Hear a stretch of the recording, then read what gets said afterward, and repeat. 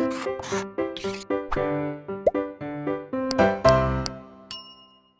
Students, blueprint digital में आपका स्वागत है। मेरा नाम अनुज शर्मा, मैं आपका केमिस्ट्री टीचर। आज हम जो वीडियो लेके आए हैं आपके लिए, उसके अंदर हमने टॉपिक लिया है रासायनिक संयोजन का नियम। रसायन विज्ञान के अंदर आप लोग जानते हैं विभिन्न प्रकार के विक्रियाएं होती हैं, विभिन्न प्रकार के पदार्थ जो होते हैं आपस में अभिक्रिया करके विभिन्न प्रकार के उत्पाद बनाते हैं। तो पदार्थ अभिकारक जो होते हैं वो ठोस अवस्था में भी हो सकते हैं, द्रव्य अवस्था में भी हो सकते हैं, गैस अवस्था में भी हो सकते हैं। उत्पाद भी हमारे ठोस, गैस, द्रव किसी भी अवस्था में हो सकते हैं। तो यहाँ पर साइंटिस्टों ने, वैज्ञानिकों ने बहुत अध्ययन के बाद रसायन विज्ञान के संयोजन के कुछ नियम बताए हैं। उन 5 नियमों को मैंने नाम दिए हुए हैं। फिर इसके बाद में एक एक नियम को डिटेल में डिस्कस करूँगा। तो पहला नियम होता है द्रव्यमान संरक्षण का नियम या द्रव्य की अविनाशिता का नियम, law of conservation of mass. दूसरा नियम है स्थिर अनुपात का नियम, लॉ ऑफ कांस्टेंट प्रोपोर्शन। तीसरा नियम है गुणित अनुपात का नियम, लॉ ऑफ मल्टीपल प्रोपोर्शन। तीसरा नियम है तुल्य या व्युत्क्रम अनुपात का नियम, लॉ ऑफ इक्विवेलेंट और रेसिप्रोकल प्रोपोर्शन। और 5वां नियम है गैलुसॉक का गैसीय आयतन का नियम, Gay-Lussac's gaseous volume law, law of Gay-Lussac's gaseous volume. तो जो पहले 4 नियम हैं ये पदार्थ के द्रव्यमान से संबंधित है, और 5वां नियम जो है ये गैसों के आयतन से संबंधित है। क्योंकि गैसों का जो हम लेते हैं वो आयतन लेते हैं, न कि भार लेते हैं। और ठोस और द्रव पदार्थ का हमेशा भार लिया जाता है ग्राम में या किलोग्राम में, और गैसों का आयतन लिया जाता है मिलीलीटर में या लीटर में।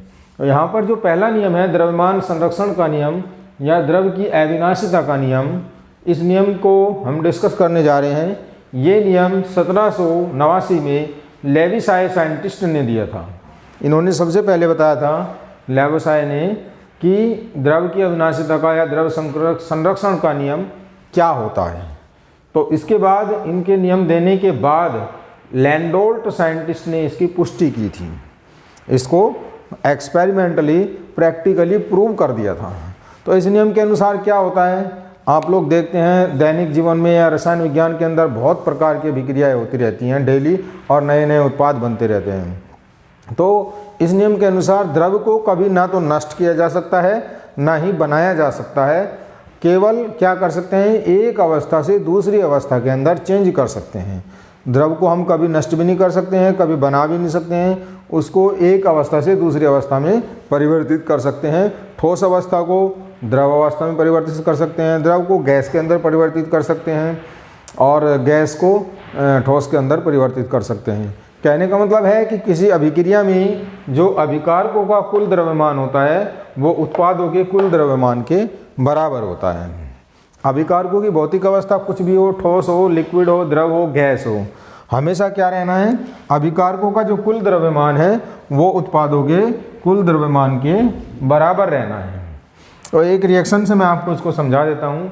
जैसे कि आपने रिएक्शन पढ़ी है, NaCl की रिएक्शन जब जल के साथ कराते हैं तो NaOH प्लस HCl बनता है। और रिएक्शन मेरे आपके सामने लिखी हुई है। तो इसमें आप देख सकते हैं कि जो द्रव्यमान NaCl प्लस H2O का होगा, ये अभिकारकों का कुल द्रव्यमान है, वही द्रव्यमान NaOH प्लस HCl का भी होगा, ये उत्पादों का कुल द्रव्यमान है। तो आप इसको द्रव्यमान को निकाल के देख सकते हैं। सोडियम का परमाणु भार 23 होता है, Cl का 35.5 होता है। तो दोनों को हमने जोड़ दिया, क्या हो गया, 58.5 हो गया। किसका, NaCl का अणुभार। अब H2O का अणुभार निकाल लेते हैं। 2 हाइड्रोजन का होता है, 16 ऑक्सीजन का होता है, तो H2O का अणुभार हो गया 18। तो कुल मिला के जो अभिकारकों का भार हो गया वो कितना हो गया, 76.5 ग्राम हो गया। ठीक है। अब हम उत्पादों की साइड देखते हैं। NaOH का निकाल लिया हमने, NaOH का जोड़ लेंगे आप। सोडियम का 23 होता है, ऑक्सीजन का 16, हाइड्रोजन का 1, NaOH का अणुभार जो हो गया वो 40 ग्राम हो गया। HCl का निकाल लिया, हाइड्रोजन का 1 होता है, Cl का 35.5 होता है, तो HCl का 36.5 हो गया। इधर भी क्या हो गया, 76.5 हो गया। तो किसी भी रासायनिक अभिक्रिया में, एक उदाहरण के द्वारा मैंने आपको एग्जाम्पल समझाया है, दुनिया की कोई भी रासायनिक अभिक्रिया हो उसमें क्या होता है, जो अभिकारकों का भार होता है वही उत्पादों का भार होता है, चाहे वो किसी भी अवस्था में हो, ठोस अवस्था में हो, द्रव अवस्था में हो या गैसीय अवस्था में हो, भार हमेशा एक समान रहता है, भार में कोई परिवर्तन नहीं आएगा।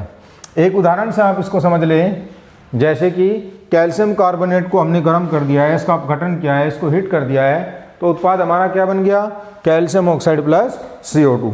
कैल्शियम कार्बोनेट ठोस होता है, कैल्शियम ऑक्साइड भी ठोस होता है और CO2 गैस अवस्था में होते हैं।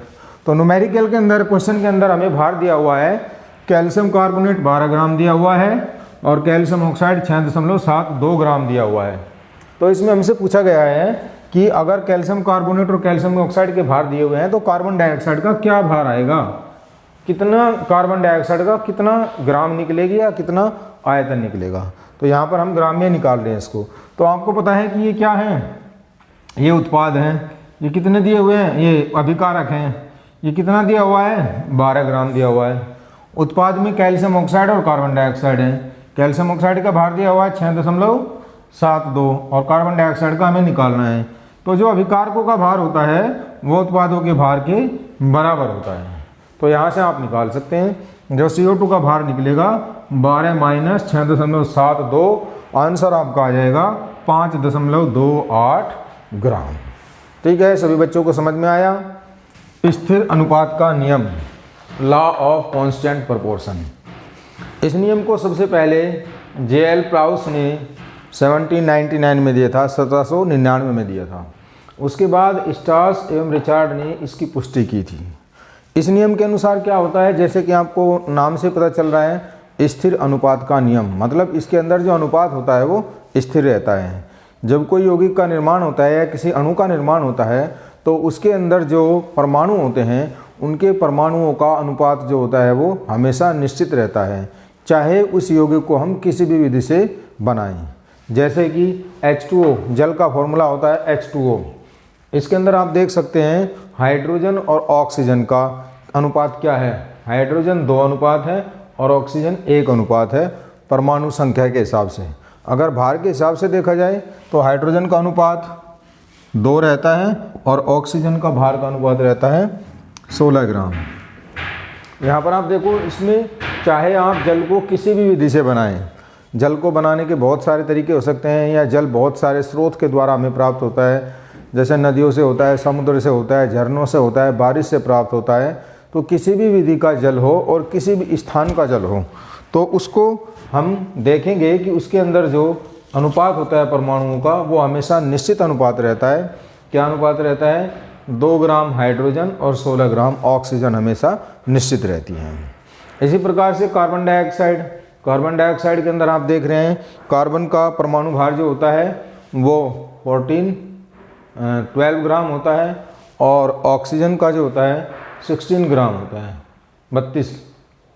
32 ग्राम होता है। 16 इसका परमाणु भार होता है और हमारे पास 2 ऑक्सीजन है तो 16 दूनी 32 हो जाएगा। तो इसके अंदर अनुपात देखो आप, हमेशा ये अनुपात निश्चित रहता है, चाहे CO2 को हम किसी भी विधि से द्वारा बनाएं। जैसे कार्बन और ऑक्सीजन के साथ दहन करके अगर CO2 को बनाते हैं तो भी इसके अंदर अनुपात जो होगा वो 12-32 का होगा। अगर कैल्शियम कार्बोनेट को गर्म करके हीट करके हम कार्बन डाइऑक्साइड को बनाते हैं तो इसके अंदर कार्बन और ऑक्सीजन का जो अनुपात होगा वो एक निश्चित अनुपात होगा, 12 और 32 का अनुपात होता है। तो कोई भी यौगिक अपने अंदर हमेशा परमाणुओं के संख्या या परमाणुओं का भार जो होता है उसका अनुपात हमेशा निश्चित होता है। यही नियम होता है स्थिर अनुपात का नियम। अब इस नियम को मैं एक न्यूमेरिकल के द्वारा सिद्ध करूँगा। न्यूमेरिकल हमें दिया हुआ है 1.375 1.375 ग्राम कॉपर का हमने H2 के द्वारा अपचयन कराया।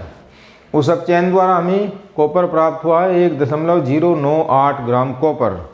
अब इसको हमने दूसरे प्रयोग के द्वारा 1.476 ग्राम कॉपर ऑक्साइड से अपचयन द्वारा इतने ग्राम कॉपर प्राप्त होता है।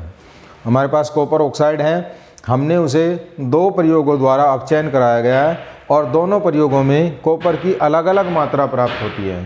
तो ये सिद्ध करना है कि ये आंकड़े स्थिर अनुपात के नियम को स्पष्ट करते हैं या नहीं करते हैं। तो यहाँ पर मैं दोनों प्रयोगों से आपको दिखाऊंगा, दोनों एक्सपेरिमेंट के द्वारा आपको सिद्ध करूंगा कि ये आंकड़े जो हैं स्थिर अनुपात के नियम को स्पष्ट करते हैं। देखो, प्रथम प्रयोग में हमारे पास कॉपर ऑक्साइड का द्रव्यमान कितना दिया हुआ है, 1.098 ग्राम, जो कि क्वेश्चन के अंदर दिया हुआ है। अब ये कॉपर ऑक्साइड का द्रव्यमान है, इसमें मैं क्या करूं, ऑक्सीजन का द्रव्यमान निकाल लेता हूं।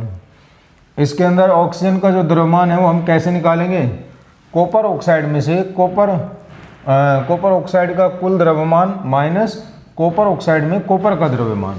कॉपर ऑक्साइड में से ये कॉपर ऑक्साइड है, अगर इसमें से मैं कॉपर का द्रव्यमान माइनस कर दूंगा तो मेरे पास क्या आ जाएगा, ऑक्सीजन का द्रव्यमान आ जाएगा। तो ऑक्सीजन का द्रव्यमान मैंने निकाल दिया है, 1.375 माइनस 1.098, वो कितना आ गया, 0.277 ग्राम आ गया। ऑक्सीजन का द्रव्यमान आ गया। अब इन दोनों का मैं अनुपात निकाल लेता हूँ, कॉपर का द्रव्यमान और ऑक्सीजन के द्रव्यमान का अनुपात निकाल लेता हूँ, तो ये आ जाएगा मेरे पास 3.96 और अनुपात कितना आ गया, 1 अनुपात आ गया। कॉपर का और ऑक्सीजन का अगर मैं अनुपात निकाल दूंगा तो वो कितना अनुपात आ जाएगा, 3.96 अनुपात 1 आ गया। अब दूसरे प्रयोग द्वारा हम कॉपर ऑक्साइड में ऑक्सीजन का और कॉपर का अनुपात निकाल लेते हैं। तो यहाँ पर कॉपर ऑक्साइड का जो द्रव्यमान दिया हुआ है 1.179 ग्राम दिया हुआ है। अब इसमें मैं ऑक्सीजन का द्रव्यमान निकाल लूँ, वो कितना आ रहा है, ऑक्सीजन का द्रव्यमान आ जाएगा 1.476 माइनस 1.179, वो कितना अनुपात आ गया, 0.297 ग्राम। ठीक है, अब इसमें दोनों का, कॉपर का द्रव्यमान और ऑक्सीजन के द्रव्यमान को हम भाग कर देते हैं या उसका अनुपात निकाल लेते हैं, वो कितना आ जाएगा, 3.96 अनुपात 1।